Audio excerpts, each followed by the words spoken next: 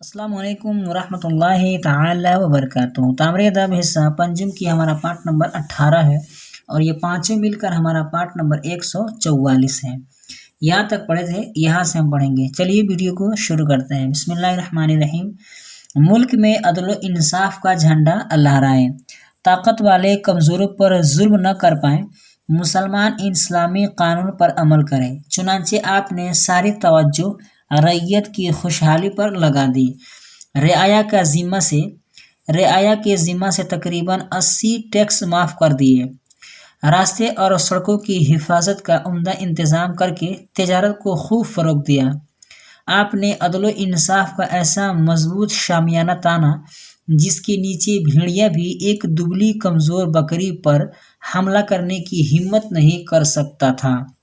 آپ نے ملک میں تعلیم کو خوب ترقی دی، مدرسوں پر زمینیں وقف کیں، اساتذہ کے لیے شاہی خزانے سے مشاہرے اور طلباء کے لیے وظائف مقرر کیے۔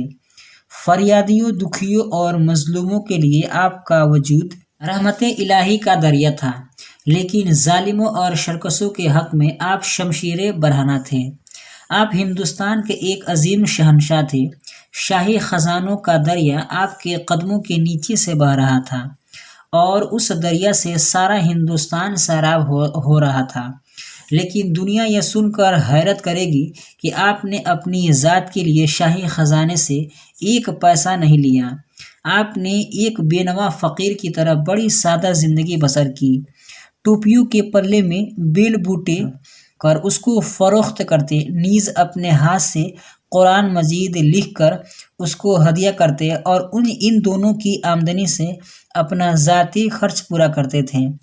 آپ نے موت کے وقت وصیت کر دی تھی کہ 4 روپے 2 آنے جو میں نے ٹوپیاں بنا کر کمائے ہیں وہ میرے کفن پر خرچ ہوں، اور 305 روپے جو میں نے قرآن شریف کی کتابت سے حاصل کی ہے وہ غریبوں میں خیرات کر دیے جائیں۔ آپ کی اسی ایک کردار سے ثابت ہو گیا کہ آپ نے ہندوستان کی شہنشاہی کا منصب عیش و آرام اٹھانے یا اپنی عظمت و شان بڑھانے کے لیے قبول نہیں کیا تھا۔ ہاں، یہ اور بات ہے کہ اللہ تعالیٰ نے جو عظمت و جلال آپ کو عطا فرمایا تھا وہ مغل بادشاہوں میں تیمور لنگ سے لے کر بہادر شاہ ظفر تک کسی کو حاصل نہیں۔ آپ کے عہد حکومت میں بے شمار مسجدیں تعمیر ہوئیں اور اسلامی قوانین کو پھولنے اور پھلنے کا موقع ملا۔ عدالتوں میں مفتی اور قاضی مقرر تھے جنہیں شرع کے مطابق فیصلہ کرنا پڑتا تھا۔ آپ نے قاضیوں کی آسانی کے لیے قانون شرع کی ایک ضخیم کتاب تیار کرائی جس کا نام فتاوی عالمگیری ہے۔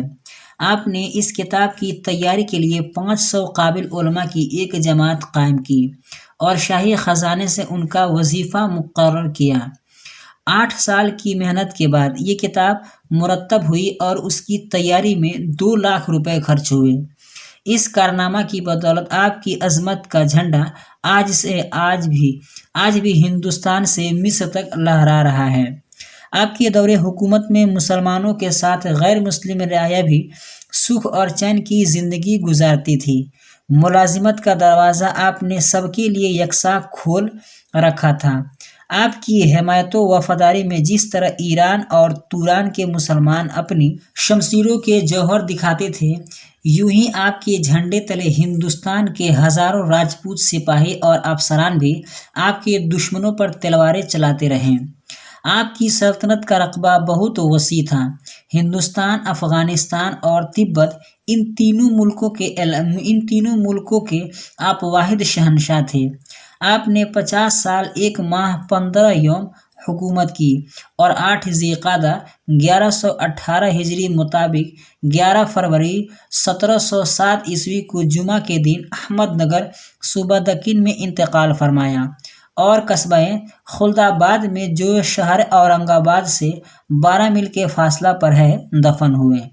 مشق، مہارت، مشق کسی کام میں پختگی، سنجیدہ، جچا ہوا، بھاری بھرکم، بردبار، برداشت کرنے والا، دوسروں کی زیادتی سہنے والا، جفاکش، سختی جھیلنے والا، محنتی، پختہ کردار، عمل کا پکا، حامی، بچاؤ کرنے والا، طرفدار، بلخ، खुरासान का एक शहर, जयीद, उम्दा, ठोस, मुहिम सर करना, जंग फतह करना, लड़ाई के जरिए किसी मुल्क या शहर पर कब्जा करना।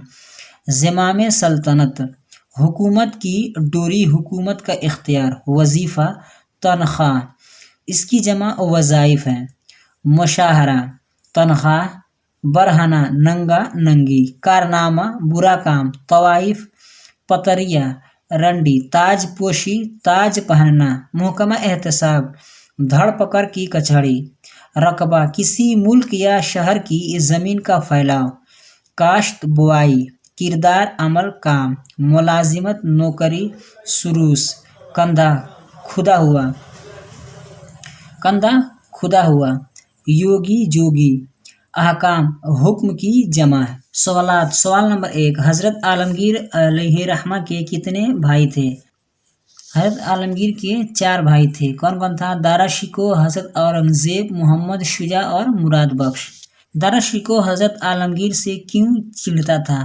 ताकि ये सारे भाइयों में सबसे ज़हीन और होशियार और बुर्दबार थे, काफ़ी होशियार थे और फुर्तीले भी थे।